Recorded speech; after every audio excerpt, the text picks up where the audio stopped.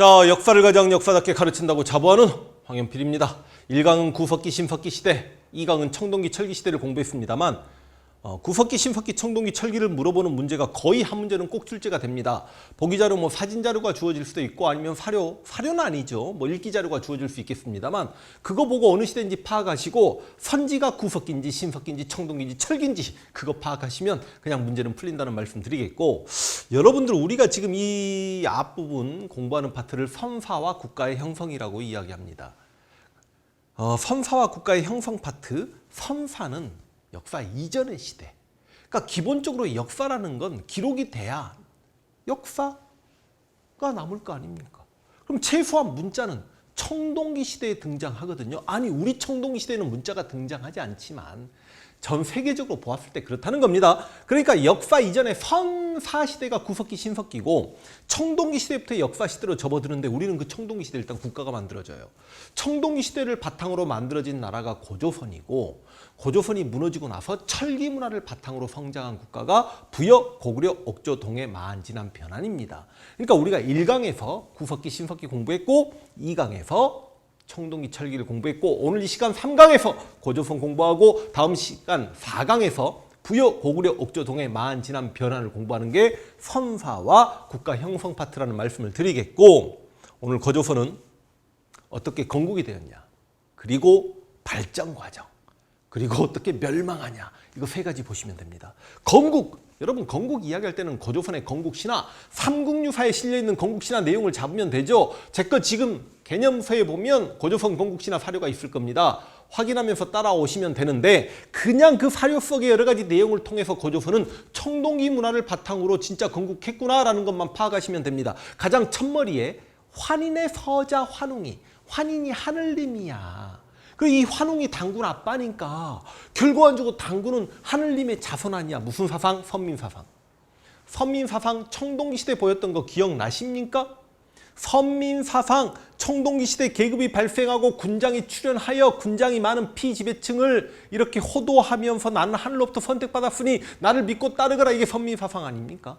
환인의 서자 환웅이 여러 사람들을 거느리고 오는데 특히 누구를 거느리고 오냐면 풍백우사 운사를 거느리고 옵니다. 풍백우사 운사, 비, 구름, 바람을 관장하는 신, 이거 뭐 하는데 이런 신들이 중요한데요? 농사 짓는데. 그러니까 신석기 시대는 농경이 시작되었지만 청동기 시대 변호공사 시작과 함께 본격적으로 농경 중심의 사회로 접어들었으니 풍백우사 운사는 그 단어를 통해서 그만큼 고조선은 농경 중심의 사회 청동기 시대였구나. 그리고 그들을 데리고 어디로 와서 자리를 잡아? 태백산이라는 단어가 나올 텐데요. 여러분 청동기 시대에 구릉지대에 살았잖아. 배산 임수영 칠학을 하고 사각형 모양의 움집에서 살았던 거 기억나십니까? 그런 내용과 더불어서 곰하고 호랑이가 와서 소원이 있습니다. 그러니까 환웅이 쑥하고 마늘을 주면서 100일을 버티거라. 근데 이거 처음부터 불공정 게임이야. 곰은 잡식성이니까 쑥도 먹고 마늘도 먹지만 호랑이가 쑥하고 마늘 먹으면 죽어요. 호랑이는 고기 먹어야 돼. 그래서 호랑이는 끝내 버티지 못했고 곰이 7-3일 21일을 버텼다라고 합니다. 그러니까 환웅이 야, 너 참 대단하다. 너의 소원이 무엇이냐? 그러니까 그 곰이 예쁜 여자가 되고 싶습니다. 그래서 웅녀가 됐다는 거 아니야? 그래서 환웅이 웅녀랑 사랑해서 당군이 나왔다는 거 아닙니까? 이걸 믿습니까? 특히 지금 남자분들 이걸 진심 믿게 되면 이게 팩트라고 생각을 하시면 아마 다 집집마다 곰들 키우실걸? 쑥하고 마늘 주면서 예쁜 여자로 변하거라. 있을 수가 없는 이야기죠. 이건 진짜 어떻게 해석해야 될까요? 환웅 부족은 분명히 어디선가 건너온 유이민 세력 중심의 청동기 부족인데 그 근처에 곰 토템 신앙이 있었거나 호랑이 토템 신앙이 있었던 신석기 부족이 있었나 봅니다. 토템 신앙 신석기 기억나십니까? 그래서 환웅 청동기 부족이 곰 신석기 부족과 연대해서 만든 나라가 바로 고조선이다, 이렇게 해석해야 되지 않을까요? 그리고 고조선의 건국신화 제일 마지막에 지배자가 당군 왕검이다라는 표현이 있을 겁니다. 당군은 제사장이고 왕검은 정치적 지배자야. 그러니까 당군 왕검 한 사람이 제사도 주관하고 정치적으로 1인자이기 때문에 이걸 뭐라고 하냐면 재정 일치사회라고 합니다. 그러니까 고조선의 건국 신화를 통해서 고조선은 청동기 문화를 바탕으로 건국한 국가구나. 그리고 제가 청동기 공부할 때 미리 말씀드렸습니다만 청동기 시대를 대표하는 칼이었던 비파형 동검과 청동기 시대 대표 무덤이었던 고인돌과 청동기 시대 대표 토기였던 미송이식 토기는 고조선 영역에서 출토된다라는 말씀을 드렸습니다. 여러분, 원래 공무원 한국사 공부하거나 그러면 고조선의 초기 출발지는 요령지방인데 이래저래 하여 중심지가 대동강역으로 옮겨졌습니다라고 하면서 막 유물들이 비파용동강이 어디서부터 어디 걸쳐서 출토가 되고 이런 것들을 공부합니다만 우리 한국사 능력 검정 시험에는 그거 크게 중요하지 않습니다. 그냥 고인돌, 미송식 토기 이런 게 보기 자료에 나오면 고조선 영역에서 발견된다. 청동시대 토기고 청동시대 칼이지만 그렇다. 이해되십니까? 비파용동군, 고인돌, 미송식 토기 기억하시고 이제 고조선의 발전 과정. 야, 이거 수능이나 진짜 공무원 한국사에서는 이거 굉장히 지엽적으로 많이 물어보는데 뭐 기원전 7세기경에 조선이란 국호를 사용했고 기원전 5세기경에 왕호를 사용했고 삐 이런 거 공부하지 마십시오. 헷갈리긴 할 겁니다만 정답은 출제가 안 됩니다.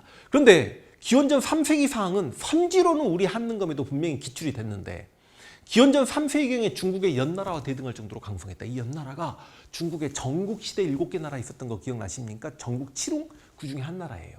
그런데 기원전 3세기 중엽에 연나라 장수 징계 침략으로 중심지가 이동하였다. 그러니까 원래는 고조선의 중심지가 요령지방이었는데 평양, 대동강역으로 중심지 이동이 연나라 장수 징계 침략으로 이동했다. 이거는 우리 한능검 선지에 나온 적이 있습니다. 그리고 대동강 지역으로 가서 왕위가 세습되는 부분이 보여요. 고조선의 왕이 부왕이었다가 그 다음 왕이 준왕이었구나 이런 내용이 나옵니다. 자, 이제 진짜 고조선은 진짜 기원전 2세기 위만을 많이 물어봅니다. 위만이 건너와요. 그럼 위만은 뭐하는 사람이냐? 옛날 연나라 지역에 살았던 사람인데 결과적으로 진시황의 진나라가 전국시대를 통일합니다. 근데 진나라는 15년 만에 멸망합니다. 그리고 한나라가 등장해요. 그런데 실은 한나라가 세워지기 전에 초나라의 항우와 한나라의 유방이 장기판에서 죽어라고 싸웠잖아.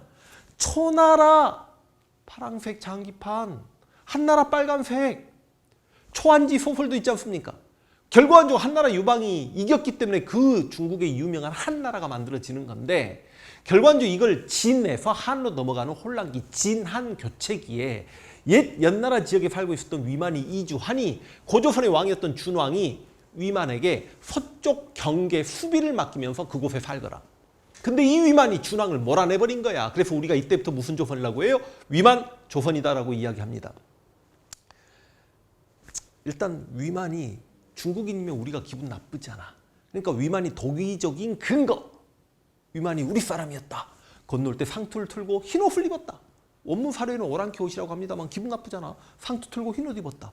준왕 몰아내고도 나라 이름 고조선 그대로 사용했다.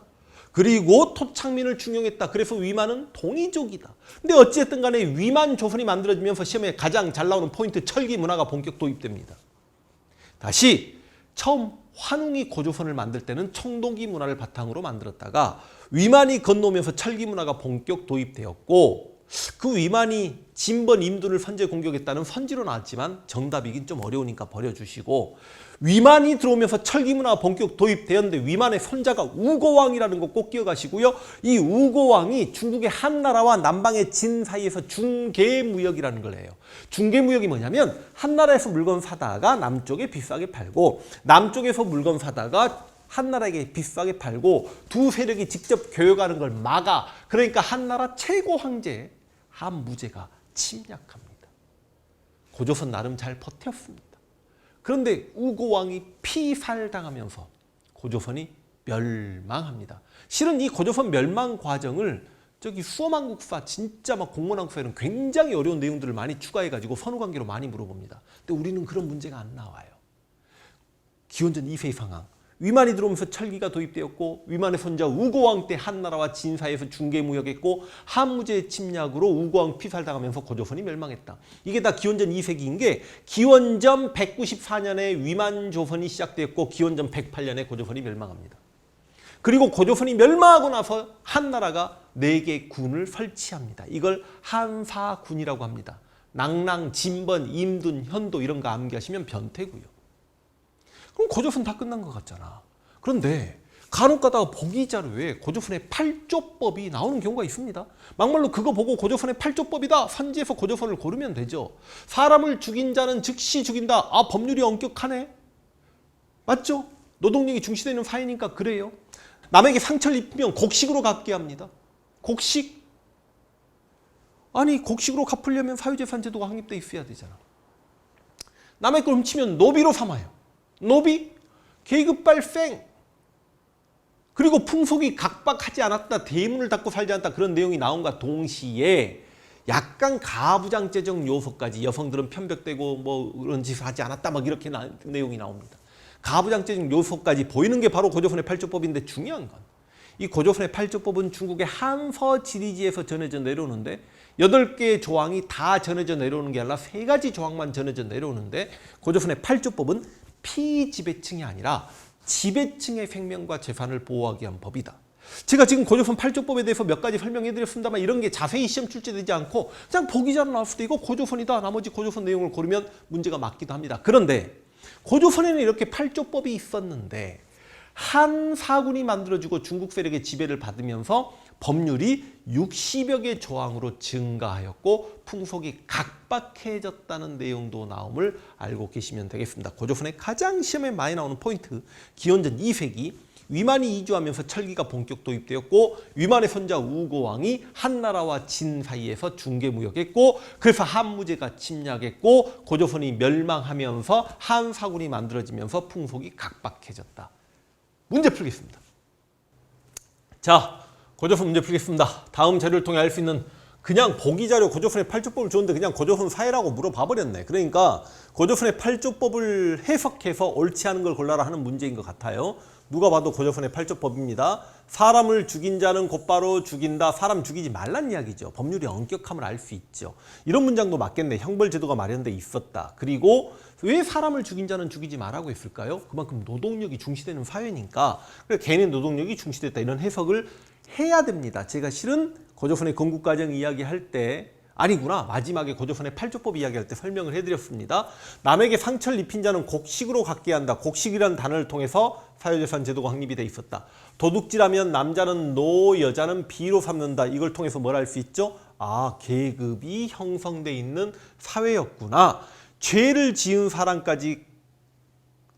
사람은 가족까지 처벌받았다? 이걸 여러분 옛날 정근대사에 이걸 연좌제라고 합니다. 이게 이제 갑오개혁 때 폐지가 되는 건데 이건 좀 오바지 않나, 그런 내용이 없죠. 그런데 엄밀히 따지면 부여의 사조목의 법에 사람을 죽인 자는 사형에 처하고 그 가족을 노비로 삼는다, 그런 내용이 나오기도 하거든요.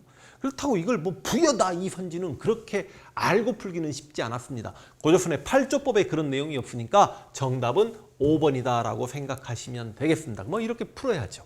됐나요? 자, 고조선 문제까지 풀었고 고조선 강의 이렇게 마무리할 수 있도록 하겠습니다.